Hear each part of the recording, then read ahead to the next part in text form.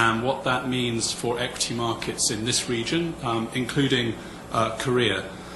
In our perspective, return risk opportunity is starting to shift now towards a slightly less bullish stance on Japan, and we are highlighting some of the significant opportunities that have been created in relation to valuations in Asia, excluding Japan, and more generally in global emerging markets.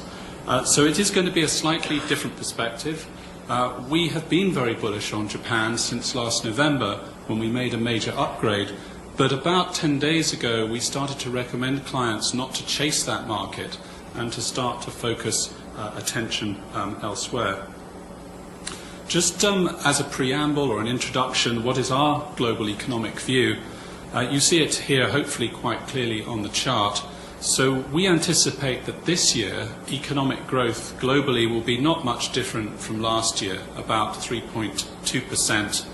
It was 3.1% we think last year. The emerging world contributing even more to the total, that's the yellow bars, than it did last year. We'll look at the detail in a minute. But next year, after a soft patch really in the second quarter, we think the global economy strengthens with the amount of stimulus in the system. Some of that good news you heard from an earlier speaker about the United States, clearly. Europe working through more of its issues, the healing process continuing. Towards, for the first time in a while, an above-trend growth rate for the global economy next year, closer to 4% for the first time since really the immediate aftermath of the crisis, which was a bounce-back period. Specifically thinking about developed markets, G10, we think that Europe in particular, and the incoming data is certainly consistent with this, is going to continue to really struggle. We've got a minus 0.7% base case. Our Japan number may be below some of our competitors, but we have 1.6 for this year. For the United States, again, maybe below some competitors, but the incoming second quarter data is showing the effect of a fiscal tightening in the United States after a very strong first quarter, so one does need to watch that. And then the upside surprise that we would have versus the consensus is on China. I would agree with the previous speaker. I think pessimism on China is significantly overdone, and I think the structural drivers of growth in China are still intact. So we've chosen to actually leave our China growth number at 8.2% for this year, which is well above the government's own forecast of 7.5% and certainly above consensus. It's worth remembering that a lot of the drivers of growth in China are actually outside of the Chinese government's control. That's why on average, in fact, China's growth has tended to be higher than the government's forecasted, the exception being last year. But not only China, we have India significantly recovering, the growth back closer to 6%. Brazil, which has been in a very difficult situation, we have growing from 1 to 2.8. Russia slightly slower. And Korea, we have going from 2.0 to 3.3. I think this morning, some of you obviously at the conference like myself, but this morning we had a very good Q1 GDP number from Korea, well above expectations. So, first signs towards that growth acceleration. Now, again, I would agree with what was said by Mr. Rosgen earlier on. We do think that Asia equities, and I've just put EM up here instead of Asia, but similar conclusions, can deliver mid to high teens returns this year. We have a trailing PE assumption for EM of 12.7. The market's trading below that now. Our target PE is well below long-run average levels, and we're looking at 14% earnings growth for the year. If we get that, we can actually get a 20% plus year. But because we have scenarios around our base case, the actual scenario-weighted average is 19% in dollars. Now, when we look at topics, and this is in yen, because of the gains in the market that we have seen, topics is up 60%, 60% in yen since the trough. We are finding it difficult to generate significant upside to target. And of course, this is a yen number, 11% on the bottom right there, scenario-weighted upside. And indeed, in our base case, it's around about 10%. So our target for the topics, I think it's trading today at around 1160, is 1260 base case, 1270 scenario-weighted. for most of the last 6 months, we've had the highest target on the street for topics, but we don't anymore. After the BOJ announcement, a number of our competitors moved their targets above ours to 1350, 1400 or even higher, but we would question doing that. As you see on the base case earnings scenario, we're assuming 70 yen of earnings for topics this year. That's up 50%, 50. And when we look out towards next year, possibly on a calendar year basis, we might get 90 to 100 yen of earnings per share. But there's been a substantial upward revision to earnings expectations for Japan already, for reasons that I'll explain in a minute. We don't want to chase those earnings revisions expectations too much further. I think there's some very interesting signs already in the quarterly earnings numbers for Japan that Japan's corporate sector is going to have a much tougher time in finding its way back from where it's got to over the last 10 years than the simple regressions of currency against earnings growth would suggest. The Wall Street Journal today is talking about Canon and Nintendo, which are down in the market significantly this morning, as companies that are really not actually facing the modern sectors in relation to the consumer, the way that the consumer uses the mobile phone, and whatever the currency weakness may be, we're not going to necessarily see the earnings driver as strongly, perhaps as some of the more optimistic expectations. That's just our target price history for emerging markets, and this is our target price history for topics. So, 4 increases, but not a 5th increase in target price. Now, this diagram is a little bit difficult to read, and I'm going to try and use the laser printer, but it's really crucial to deepen the debate about whether what Japan is trying is going to work or not. My joke about this diagram is that if Paul Krugman was in the audience, Paul Krugman, the famous New York Times columnist, academic Keynesian economist, I actually once sat in a graduate class of Mr. Krugman's at the London School of Economics. He came to teach us, and it was a great honour. If he was grading this in a graduate class for economics, he would give it an alpha plus. Okay? He would think that this is absolutely the right way to get Japan working again. If you had Milton Friedman, the famous monetarist economist or supply-side economists like him in the room, they would give it a gamma minus. So the academic economics community is extremely divided in relation to a diagram like this. So let's just spend a bit of time on it. Up the top here, we have aggressive monetary easing, this extraordinary expansion of the Bank of Japan's balance sheet. And the most obvious textbook channel by which that works is weaker yen, higher exports, higher growth expectations, higher employment, and then we work into the middle of the diagram around higher stock prices and higher capex, and the whole economy gets a positive external shock. Now, there are some question marks over even that channel. In the sense I just mentioned, Nintendo and Canon, but one can think of other examples. Obviously, here in Korea, Hyundai Motor, Samsung Electronics.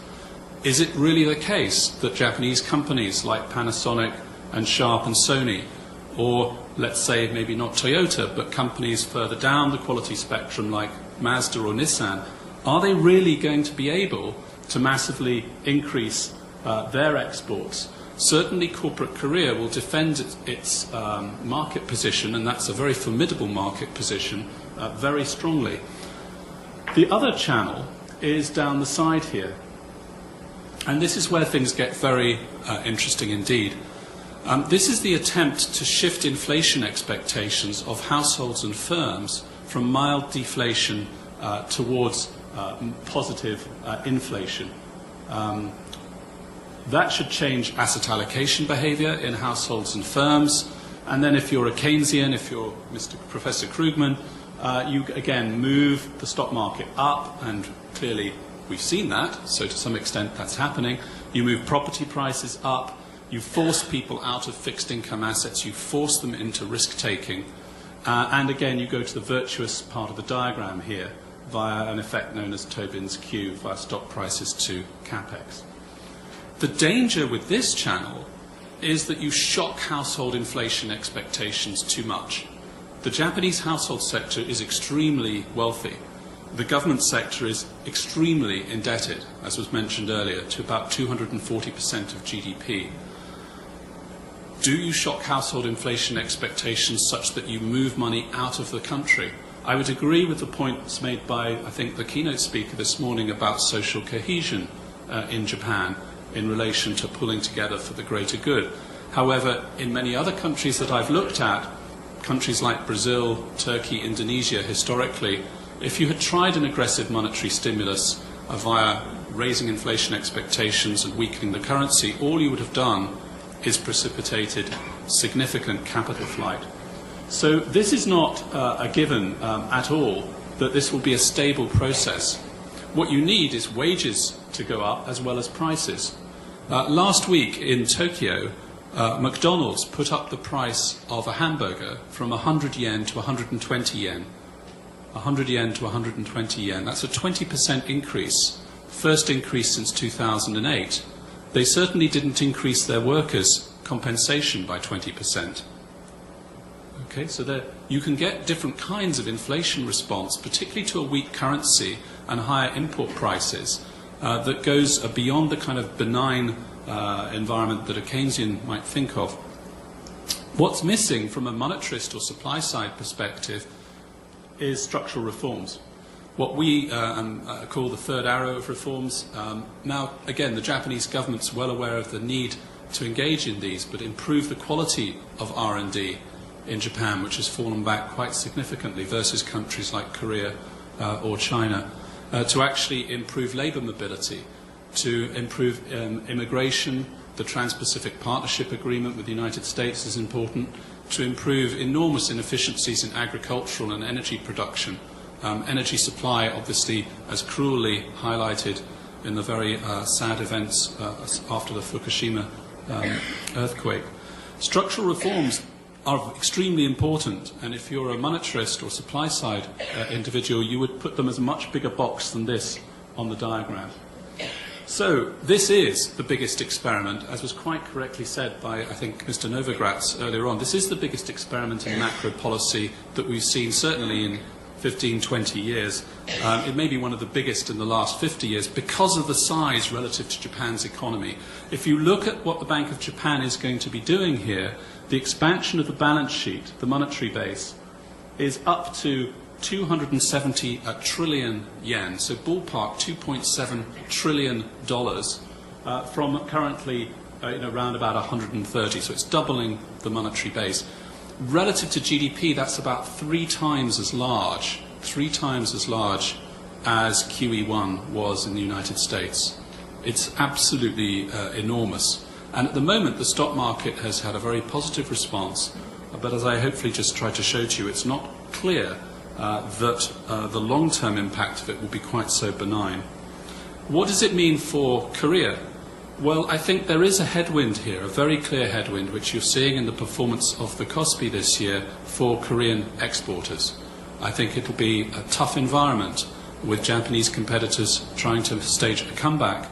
So clearly the cross exchange rate has moved down to about 11.5, the way that we've shown it here. So it's reversed a little more than a third of the competitiveness gains that Korea has enjoyed over the prior 5 or 6 years.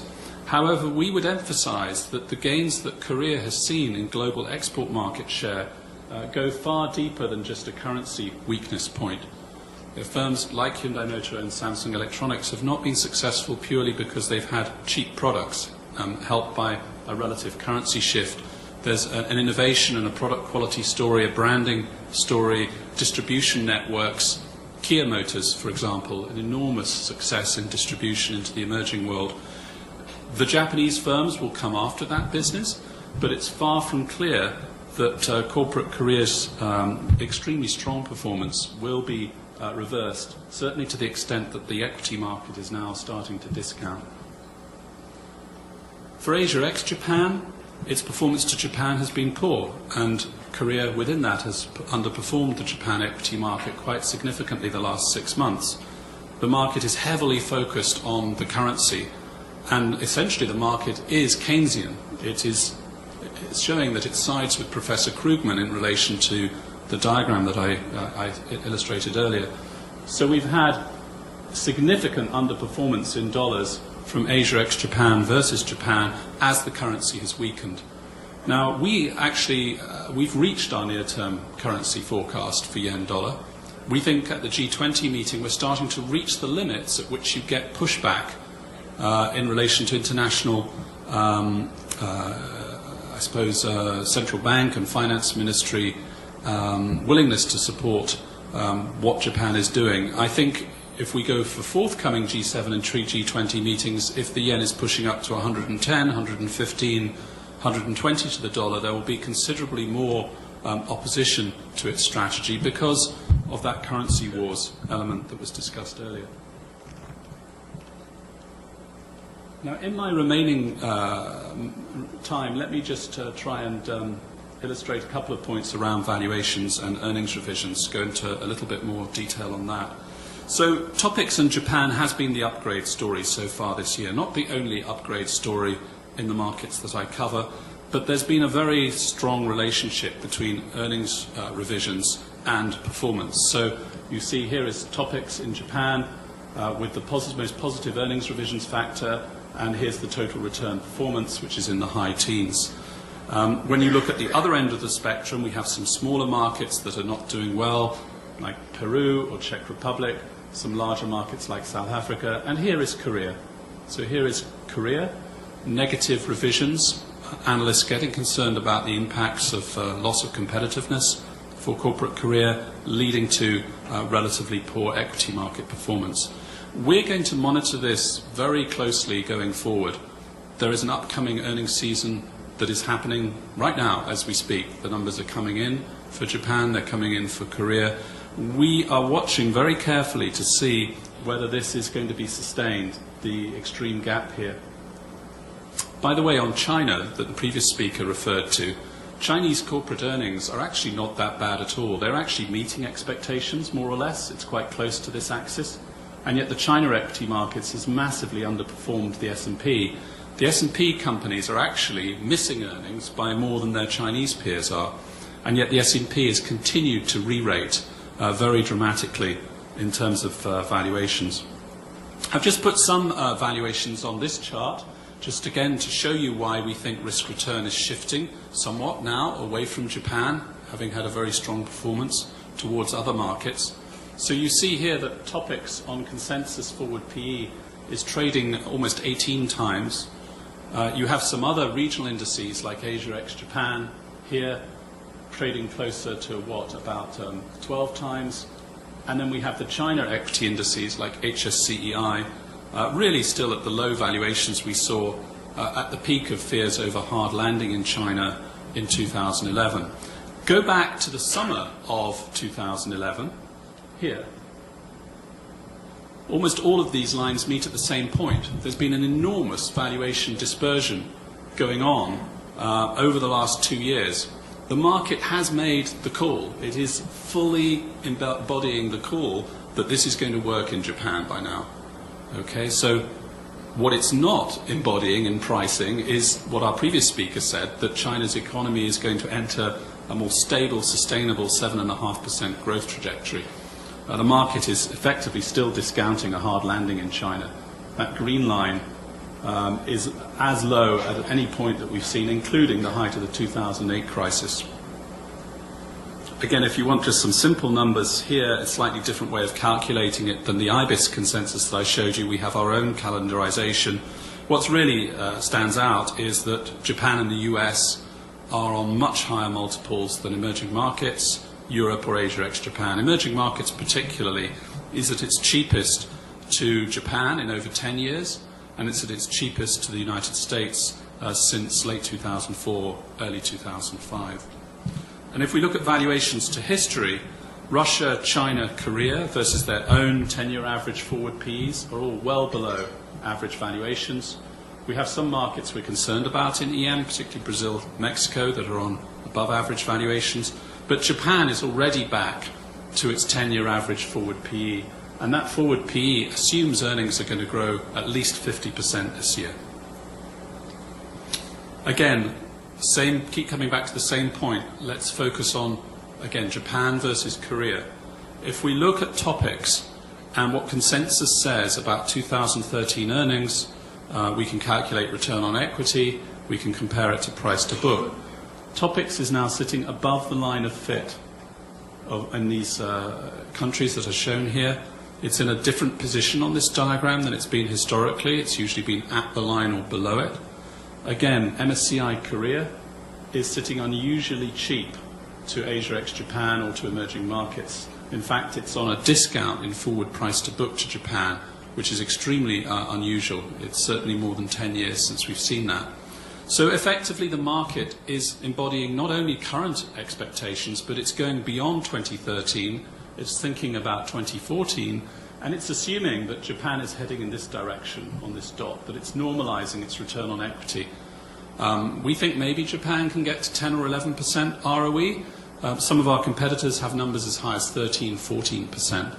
It's also embodying the expectation that Korea's ROE is going to be significantly negatively impacted by reflation in Japan, that the Korea dot is heading this direction. And we think that is probably overdone, overly pessimistic about Korea. I think with that I will probably just close with one final diagram so as not to encroach on the next speaker's time. Again, I've just put up here topics against KOSPI. Very simple, technical diagram, 200-day moving averages. As I mentioned, after the BOJ's actions, we felt we didn't need to raise our target price. We had one that had been quite aggressive previously, but some competitors did. Topics is more than 3 standard deviations overbought versus a 200-day moving average. That's not only the most overbought in 20 years, it's the most overbought since 1987 and 1973. They're the only 2 prior occasions in the entire history of Japan equities when they've been this overbought. Topics is not particularly, the overbought nature of the market is a sign of the drastic shift in expectations that the earlier speakers were talking about. People have been able to shift from having been able to ignore Japan equities or Japan macro to now being completely engaged with it.